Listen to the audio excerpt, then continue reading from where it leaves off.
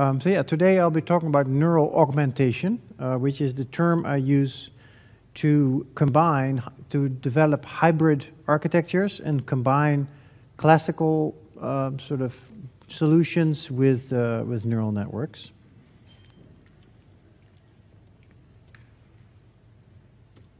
Right. Okay, so let's start with maybe the most fundamental trade-off between for what's relevant for machine learning, which is if you have a problem that is extremely for which you have a lot of data available, and for which the domain is somewhat limited and well defined. Let's say trying to detect melanoma from pictures of a skin. Then deep learning solutions are basically unbeatable. They are better than humans at this point in time, and there's no known better way of doing it. But you need lots of data, and you need to have a well-defined domain.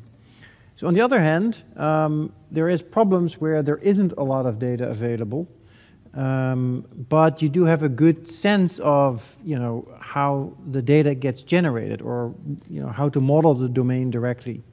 So here you want to inject your inductive biases, which is your prior knowledge or your expert knowledge, into the problem, into the domain. And neural networks are not all that great for that, because they are very abstractly parameterized sort of functions. Also, if you want to generalize out of domain, so if you have a not so well-defined domain, and often the task is to generalize into a new domain for which you haven't seen any training data, then clearly for that specific domain you have either seen no data or very little data, and a neural network might horribly fail in that particular case. So there it's much better to inject that sort of inductive bias, because that inductive bias, like causal relationships or something like, or physics-based models, they allow you to generalize out of your domain. And humans are very good at this, right? Humans, you can